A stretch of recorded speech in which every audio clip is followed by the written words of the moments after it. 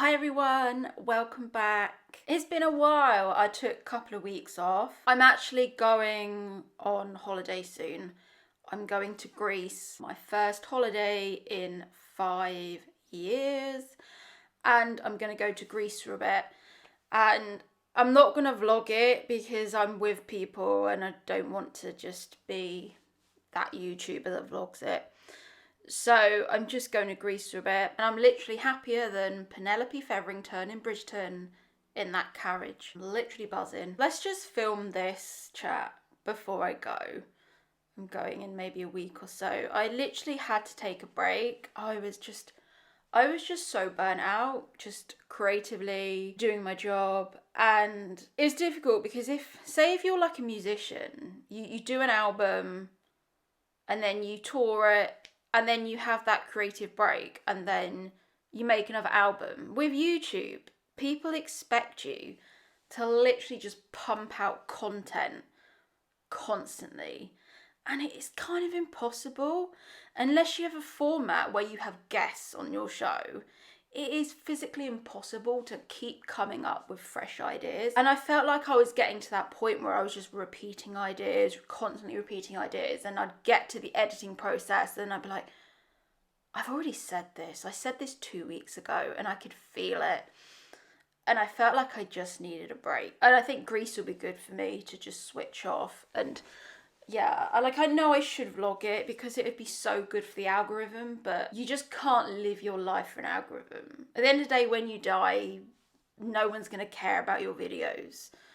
You just have to live in the moment, and me going to Greece is just living in the moment. I thought I'd talk about ghosts returning. It's been quite a difficult month for me for a lot of reasons. I've had to do a lot of processing this month and still even more healing and getting over stuff, and I'll go into it a little bit. And got to that point where I was like, should I give up with my channel again? And then I get more subscribers, and then I want to keep going, and it's honestly been quite a tough month. Like, a few things have happened, so I want to talk about some kind of wounds that I feel, and I think it might help you if you're listening. It's still going to be quite a casual video. Won't be a shock to you, but I've started going on Tinder again. Tinder is just shit as ever, basically. I was like, look, there's no way you're going to meet anyone. Like, no one's approaching you. People don't walk up to you on the street or like when you're out or exercising or whatever. So just get on Tinder. Like, that's probably going to be your story on Tinder. So I went on Tinder and just, yeah, it was just shit. Literally matching with people, couple of messages, then they just don't reply, and it's just the same old cycle, but whatever. And then one night, someone from my past came up, as literally always happens on Tinder. And if you've watched my videos before, you'll probably guess who it is. It was the narcissist. So I literally, when did I move? A year ago. I literally moved away from this person a year ago. I moved maybe 40, 50 miles away from this person, like a clean break. Like, I am over them, but I didn't want to see them. I didn't want to bump into them ever again. I just wanted to put them in my past and be like, that is it. This person is my past, done. And I like set my Tinder to about 20 miles, something like that. Sometimes I get really desperate and it's like 25 miles, like scrabbling around. But I set it to about 20 miles away. And this person came up, and I know enough of Tinder. I've been on Tinder long enough to know that that person 50 miles away would have only been shown to me if he had swiped right, like a yes. That is the only logistical way that that person would have been popped on my feed, because Tinder will not show me people that have swiped left to me that are that far away and outside my like search area. So he swiped right, and immediately I was like, oh, well, I'm obviously going to swipe left. And then I just looked through his pictures, and it was the same photos that he used when we were together, like 7 years ago or whatever, something ridiculous. I can't even remember how long ago it was. And bearing in mind, this was the person that I wasted a good 3 years of my life on. He was a person that screamed at me, I do not want a relationship with you. he was the person that was just horrible to me, basically. Literally just slept with me and then would breadcrumb me. And he's literally just really a data point in my past. So a data point of that is never going to happen to me again. I've literally changed so much. I would never allow that behaviour to happen to me.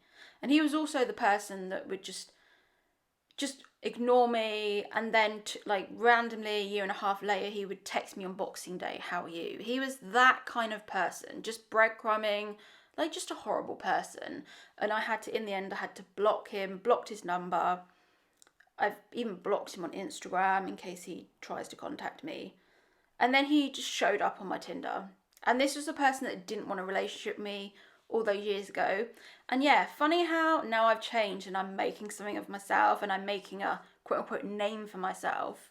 He wants to get in contact with me. And it's like the door is shut. It honestly didn't feel that bad because I've moved on. But I just feel like, why is this person still constantly reaching out to me? And it's because I've moved on. It's because I don't want him. And sadly, when you don't want a man anymore and when you signal that to a man, that's ironically when they want you.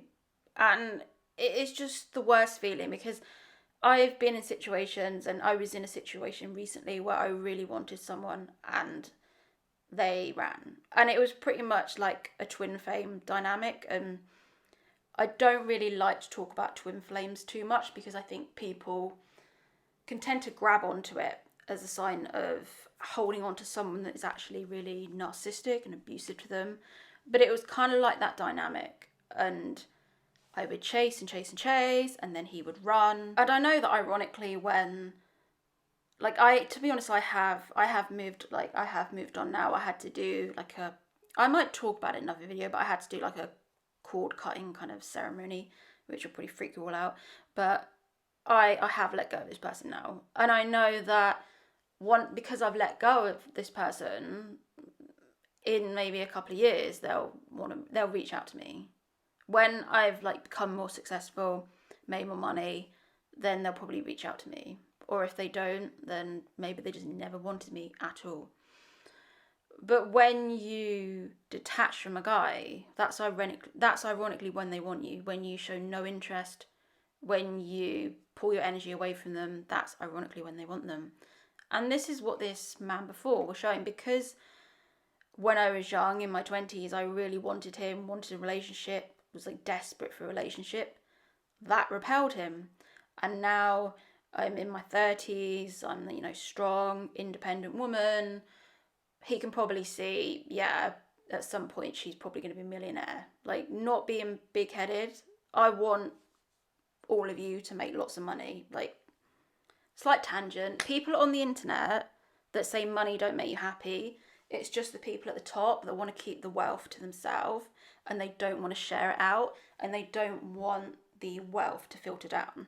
So don't listen to anyone on the internet that says money can't make you happy.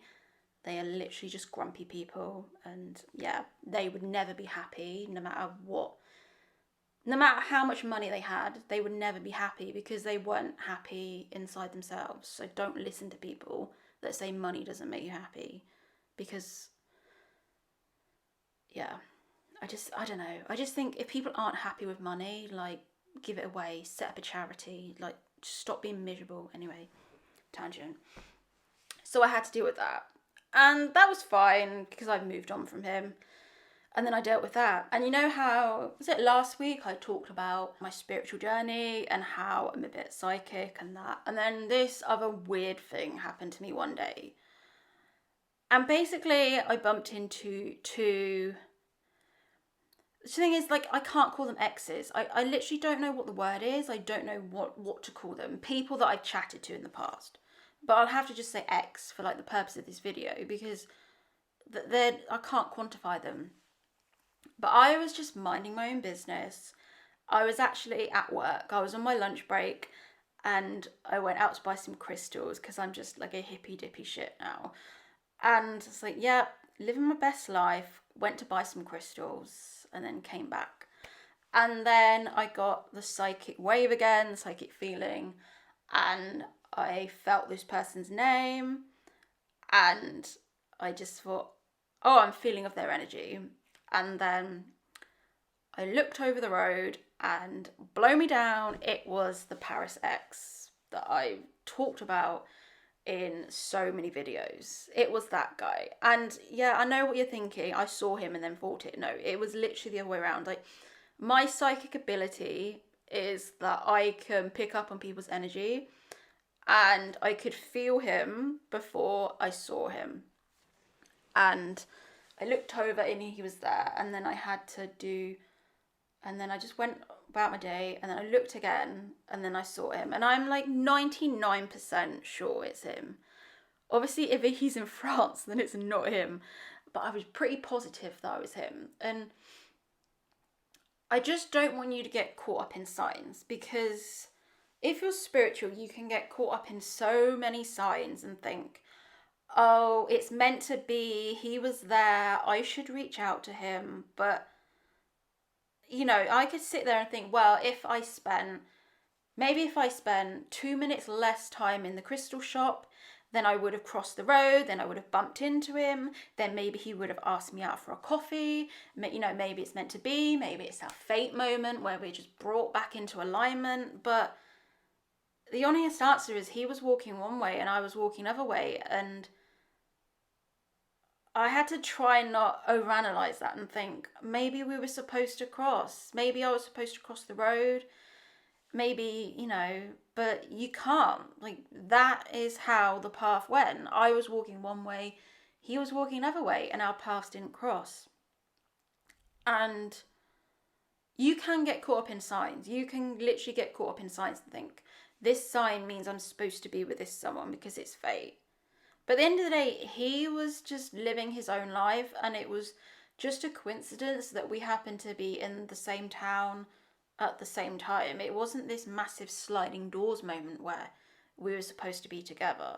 Like, if this person wants to be with me, he will send me an Instagram message, and he hasn't. So I literally had to move on with that. And I was like, to the universe, I was like, how many of my exes do you have to literally show me in the space of like a week or two? Like, am I just like clearing out? Am I clearing out a lot of karmic debt? Like, I literally have no idea. And then when I was on the way home in the train stopped, and I was like, fuck me. Like, is anything else going to happen today?